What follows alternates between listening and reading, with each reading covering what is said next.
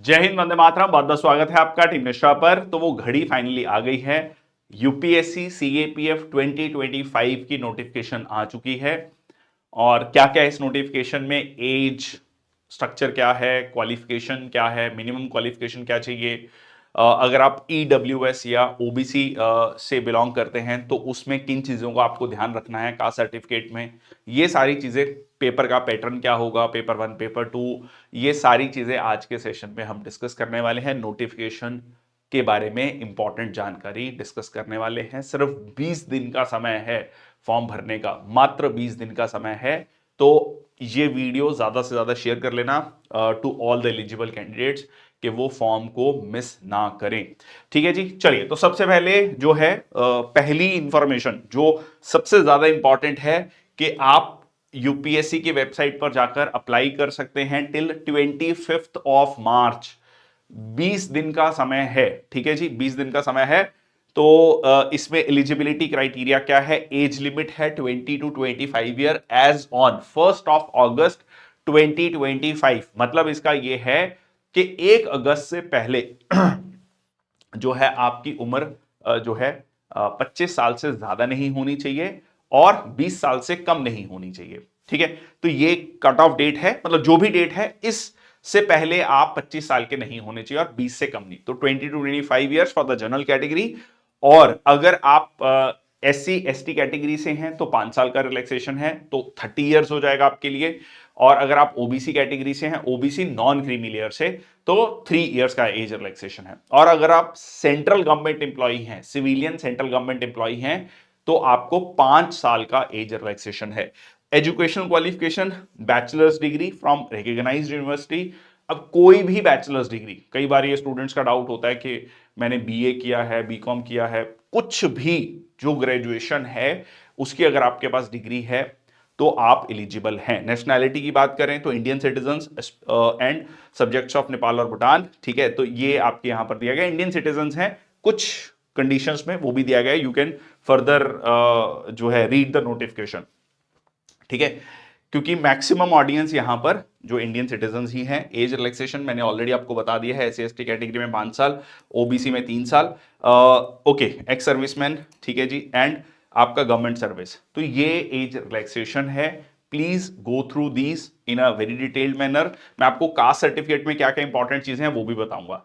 अब इसमें कितनी वैकेंसीज हैं? 357 टोटल वैकेंसीज है क्रॉस ऑल ऑल फोर्सेस। सबसे ज्यादा जो नंबर आया है वो है सीआरपीएफ का। मतलब मोटा मोटा अगर हम देखें तो आधी से ज्यादा जो वैकेंसीज हैं वो खाली सीआरपीएफ में है। और दूसरा सीएसएफ, सीएसएफ जो कि मोस्ट ऑफ द स्टूडेंट्स की नंबर 1 प्रेफरेंस रहती है, तो उसमें भी ठीक ठाक वैकेंसीज हैं। बहुत कम वैकेंसीज हैं। आईटीबीपी मात्र 4 वैकेंसीज, एसएसबी 33 एंड बीएसएफ 24। तो ये आप कह सकते हैं कि 3 फोर्सेस में मिलाकर सिर्फ 61 वैकेंसीज हैं। पिछले साल के अकॉर्डिंग नंबर ऑफ वैकेंसीज कम है। पिछले साल 500 प्लस थी वैकेंसीज। बट अगर आप पिछले 10 साल का ट्रेंड देखोगे तो उसके अकॉर्डिंगली ये इतनी ही वैकेंसीज आपको देखने को मिलती हैं। ठीक है, और जनरली रिटर्न कितने का क्लियर होता है अगर आप अगेन ट्रेंड देखेंगे तो 7 to 8 टाइम्स। तो मोटा मोटा आप 8 टाइम्स जो है मान के चलिए कि इसका 8 टाइम्स जो है रिटर्न क्लियर होगा, जिनको फिजिकल एफिशिएंसी टेस्ट के लिए बुलाया जाएगा। ठीक है, अभी मैं डिस्कस करूंगा क्या मतलब क्या कौन कौन सी स्टेजेस हैं।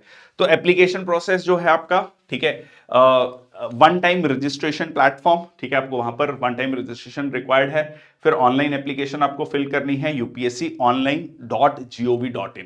ठीक है, तो इसको ध्यान से देख लीजिए, upsconline.gov.in। और 200 रुपए फीस है जो के लीजिए। अगर आप एससी एसटी या फीमेल कैंडिडेट्स हैं, किसी भी कैटेगरी से फीमेल कैंडिडेट हैं या फिर एससी एसटी हैं, तो आपकी फीस एग्जेम्प्ट है। सबमिट जो है आपको करना है 25 मार्च शाम के 6 बजे तक। ये वाला पॉइंट भी ध्यान रखना। हो सकता है कि कोई कहे कि अच्छा 25 मार्च है, आज करूंगा शाम को बैठ के, तो शाम के 6 बजे तक ही है। ठीक है, please keep that in mind. तो don't wait till the last day, इसको अभी इमीडिएटली फॉर्म फिल कर लीजिएगा। ओटीआर प्रोफाइल मॉडिफिकेशन, अच्छा उसमें ना 7 दिन का और समय दिया जाता है। यहां पर आप देख सकते हैं 26 मार्च से लेकर 1 अप्रैल तक का समय दिया जाता है। कई बार बहुत सारे स्टूडेंट्स का ये बाद में डाउट आता है कि भाई मैंने नाम गलत भर लिया। ठीक है, कुछ ना कुछ थोड़ा बहुत, जैसे फॉर एग्जाम्पल, ठीक है, संदीप है, डबल ई पी, मेरा नाम तो DEP लिख दिया, डबल ई नहीं लिखा, तो किसी भी तरीके का कोई क्लरिकल एरर हो सकता है, ठीक है, टू एरर इज ह्यूमन, तो वो उसका आपको मौका दिया जाता है। Name change status, gender minority status, ये सारी चीजें, ठीक है, नॉन एडिटेबल फील्ड्स, ठीक है, तो ये जो है नेम चेंज स्टेटस, मतलब जो है इसमें कुछ एडिटेबल पार्ट है, कुछ नॉन एडिटेबल पार्ट है, ठीक है, और ये है आपका 1 अप्रैल तक। एग्जामिनेशन सेंटर्स की बात करें तो 47 सेंटर्स हैं अक्रॉस इंडिया, और अच्छा ध्यान रखना, ये फर्स्ट जिसने पहले अप्लाई किया है, first apply first allot basis, तो कुछ सेंटर्स ऐसे हैं जिनमें यूपीएससी के पास लिमिटेड सीट्स हैं, तो फिर वो आपको नियरेस्ट सेंटर दे देगा। मान लीजिए आप लखनऊ के रहने वाले हैं, और अगर आपने मतलब फॉर्म भरने में देरी कर दी और लखनऊ के सेंटर्स भर गए, तो फिर आपको नियर बाय सेंटर मिलेगा। तो इट इज इंपॉर्टेंट कि आप जल्दी ही फॉर्म भरें, और जो आपका रिक्वायर्ड सेंटर है वो आपको मिल जाएगा, कंफर्म है, ठीक है। शुरू के 10 दिन में, 5 हफ्ते 10 दिन में जो भी आप फॉर्म भरेंगे, वो आपका डेफिनेटली, आपको जो सेंटर आप अप्लाई करेंगे वो आपको मिल जाएगा। Please don't wait till the last date again, ठीक है। ओके, नेक्स्ट आपका रिटन एग्जामिनेशन होगा 3 अगस्त, तो लगभग लगभग 5 महीने हैं, ठीक है जी, 5 महीने का समय है।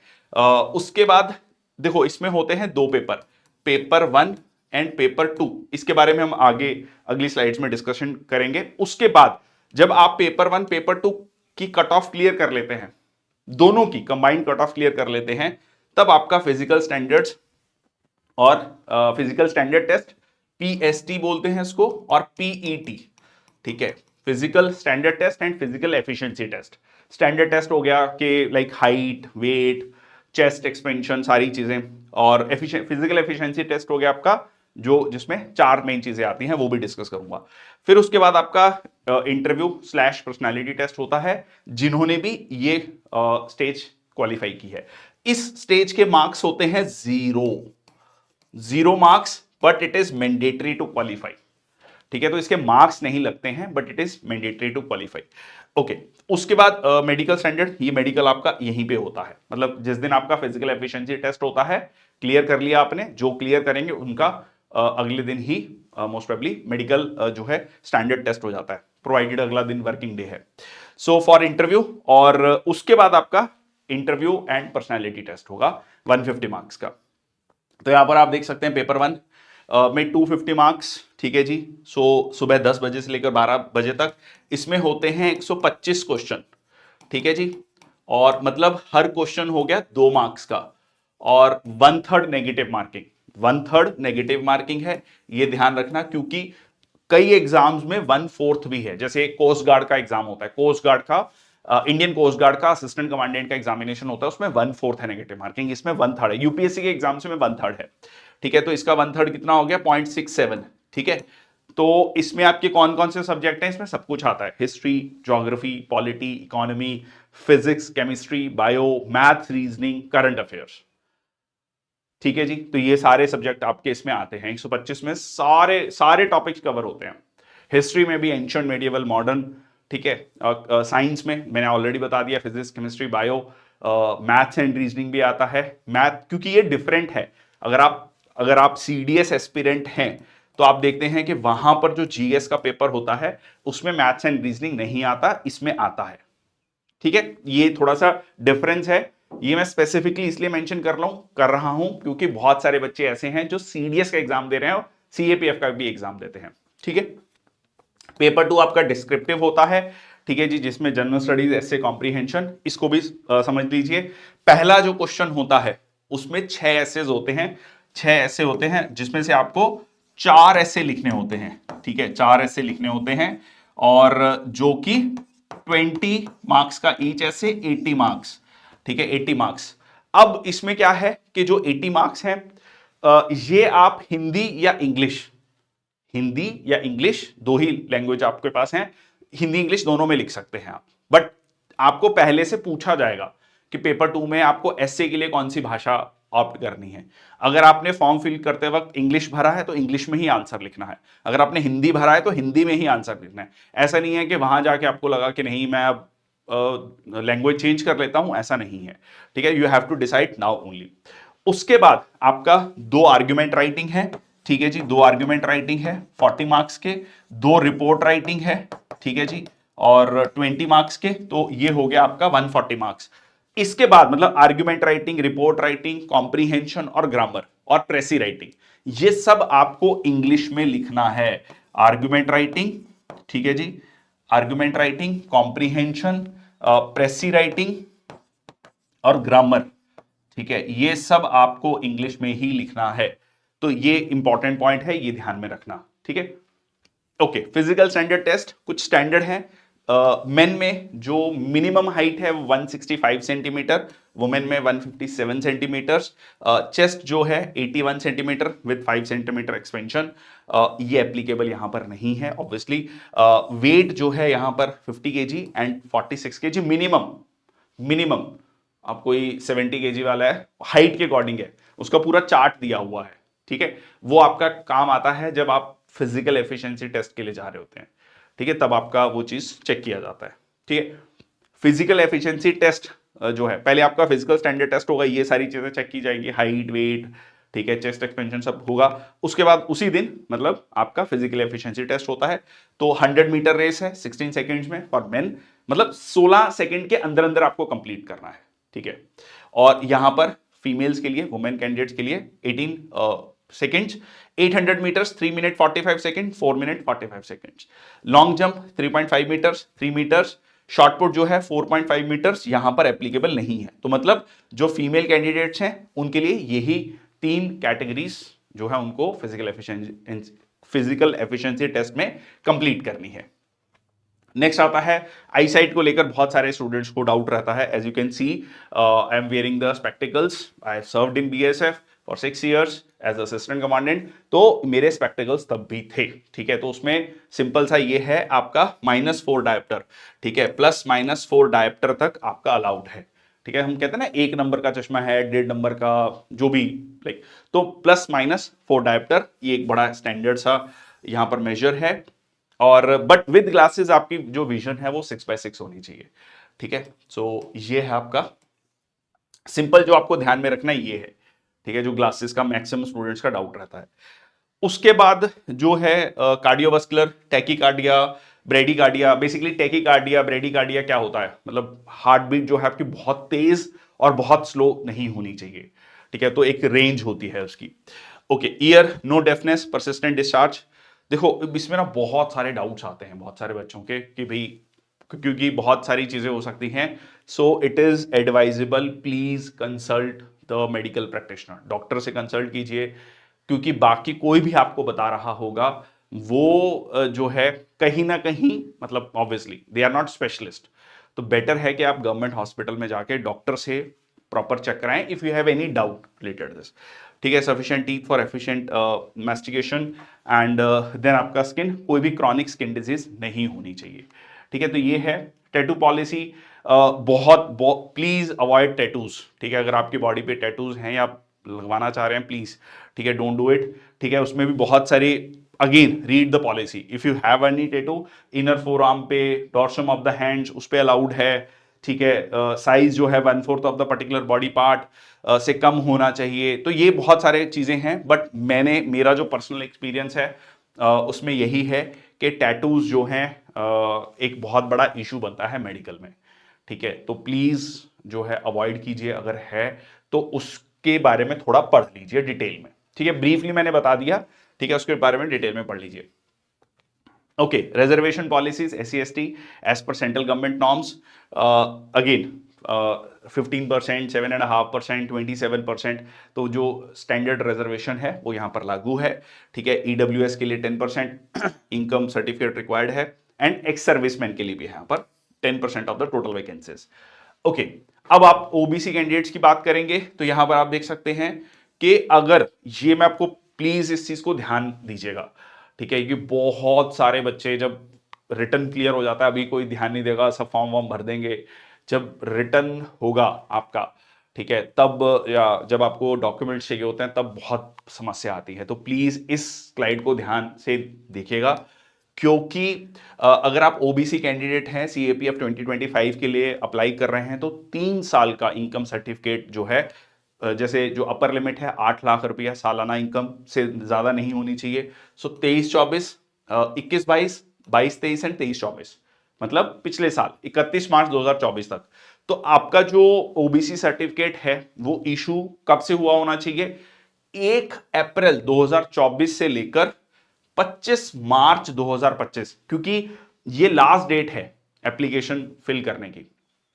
तो अगर किसी के पास ओबीसी सर्टिफिकेट नहीं है पिछले साल के इनकम के अकॉर्डिंग, पिछले 3 साल फाइनेंशियल ईयर्स के अकॉर्डिंग, तो वो अपना ओबीसी सर्टिफिकेट इमीडिएटली बनवा ले।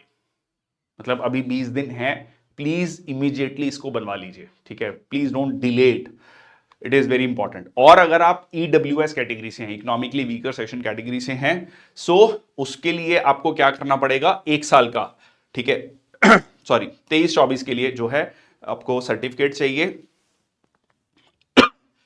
वो भी आपका जो है 1 अप्रैल 2024 से लेकर 25 मार्च जो है 2025 तक एप्लीकेबल है, ठीक है? तो आपका जो इनकम सर्टिफिकेट है वो पिछले साल 1 अप्रैल से लेकर अभी 25 मार्च 2025 तक ही एप्लीकेबल है, ठीक है? तो ये प्लीज ध्यान रखिएगा। अगर आपके पास ईडब्ल्यूएस सर्टिफिकेट नहीं है तो वो बनवा लीजिए, पर उसमें जो आपका जो चाहिए, मतलब जो इनकम सर्टिफिकेट है वो फाइनेंशियल ईयर 23-24 के लिए ही चाहिए, ठीक है?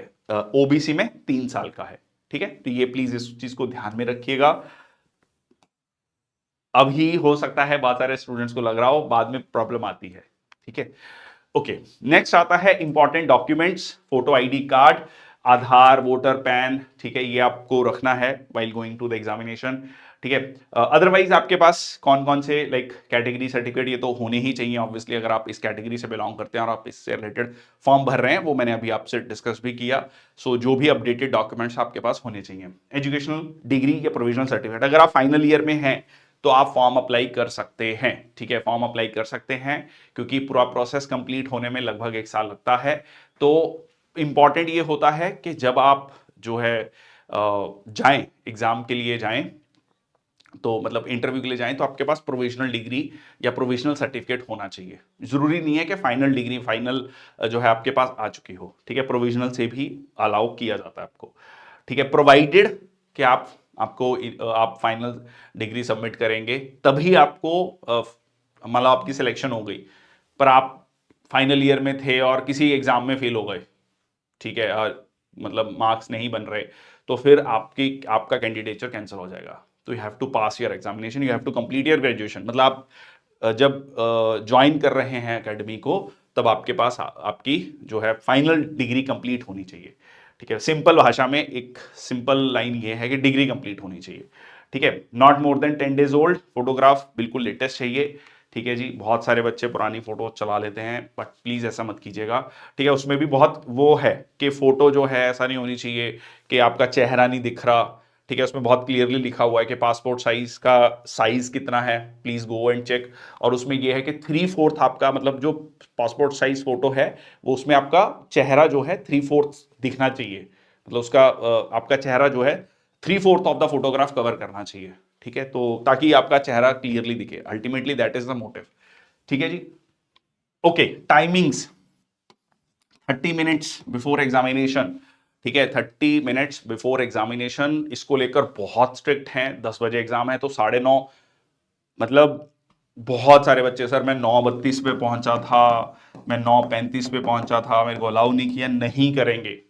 दे आर वेरी स्ट्रिक्ट, ठीक है? अभी रिसेंटली 2-3 केस ऐसे आ गए हैं कि फिर क्या होता है कि एग्जामिनेशन सेंटर पे भी एक आरोप आ जाता है कि आप अलाउ कर रहे हैं बाद में ये वो, ठीक है? सिक्योर, मतलब बी क्लियर इन दिस, ठीक है? कि मैं 1 मिनट लेट था, ठीक है? जेन्युइन रीजन भी हो सकता है किसी का लेट होने का, बट कोशिश कीजिएगा कि आप टाइमली सेंटर में पहुंच जाए। अमूमन तो 1 घंटा पहले, 1.5 घंटा पहले पहुंच जाए, आराम से जाके वहां बैठो, रिलैक्स करो, पानी पियो, ठीक है? ये मैं इसलिए बता रहा हूं, इस बार बहुत बच्चों के साथ हुआ है ये, ठीक है?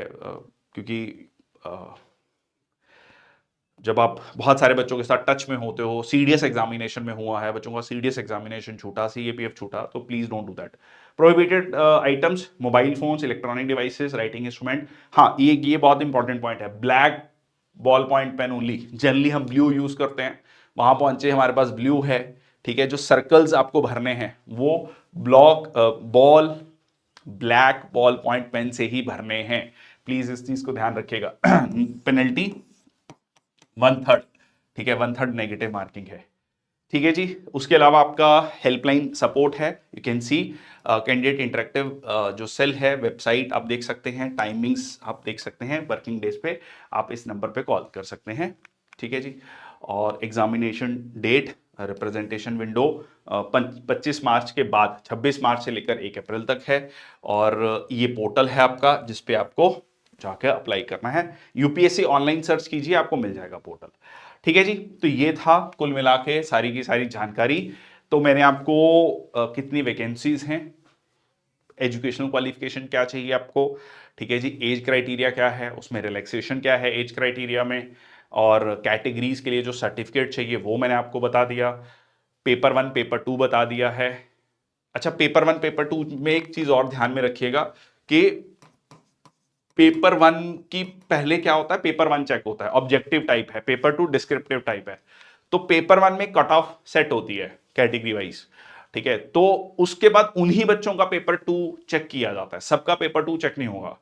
आप मोटा मोटा मान के चलो कि सीएपीएफ के एग्जाम में जो फाइनली एग्जाम देने जाते हैं, पिछले 4-5 साल का अगर एवरेज डाटा देखूं तो 1 लाख बच्चा मान लीजिए, कभी 90,000, 95,000, 1 लाख, मोटा मोटा आप एवरेज जो है 1 लाख बच्चा मान लीजिए जो एक्चुअल में एग्जाम देगा जाके, ठीक है। तो इन 1 लाख में से सबकी कॉपी चेक करना पेपर 2 प्रैक्टिकली इंपॉसिबल है। तो व्हाट दे डू, पहले पेपर 1 चेक किया जाता है, सबका ऑब्जेक्टिव टाइप है, उसका स्कोर आता है, उसमें कट ऑफ डिसाइड की जाती है। उसके बाद उन बच्चों का पेपर 2 चेक होता है, फिर दोनों की कट ऑफ आती है, पेपर 1 पेपर 2 की। फिर जो है जैसे 357 सीट्स हैं, इसका मल्टीप्लाई कर लीजिए 8 के साथ, ठीक है, तो इतने नंबर ऑफ स्टूडेंट्स को फिजिकल एफिशिएंसी टेस्ट के लिए बुलाया जाएगा, ठीक है। उसमें से भी जनरली ये देखा गया है कि 50-55%, ठीक है, नॉट मोर देन 60% बच्चों का फिजिकल और मेडिकल क्लियर होता है, मतलब 40% बच्चे वहां भी छट जाते हैं, ठीक है। फिर जो अराउंड 60% बोल रहा हूं, ठीक है, जो लॉट होगा, मतलब इसमें से जो नंबर आएगा उसका जो 60% होगा वो इंटरव्यू दे रहे होंगे, फिर उनमें से 357 का सिलेक्शन होगा, ठीक है। So this is the process, मोटा मोटा ये मैं आपको पिछले कुछ सालों का एवरेज करके बता रहा हूं, दैट्स इट। क्योंकि बहुत सारे बच्चों का ये भी डाउट होता है, सर कितने बच्चों का फिजिकल एफिशिएंसी टेस्ट के लिए कॉल आता है, क्या नंबर है उसके लिए, तो ये भी मैंने आपको बता दिया है। सीएपीएफ एग्जाम को अगर मैं सीडीएस और एफकैट या सीजी कैट के साथ कंपेयर करूं, specially for the students who are appearing for the defence exams, तो सीएपीएफ का असिस्टेंट कमांडेंट के एग्जाम में सबसे ज्यादा टफ अगर कोई चीज है तो वो रिटन एग्जामिनेशन है, क्योंकि सीडीएस में इट इज 20 टाइम्स और सीएपीएफ मतलब जिनका रिटन क्लियर होता है, ठीक है, तो 19 to 20 टाइम्स, यहां पर सिर्फ 8 गुना मोटा मोटा, ठीक है। तो ये नंबर रहता है, इसलिए इट बिकम्स वेरी टफ। तो इसलिए be prepared for the examination, that's all from my side. अगर आपको कोई भी डाउट है तो please write in the comment section box, will try to reply as soon as possible for your query. Thank you so much, जय हिंद, वंदे मातरम।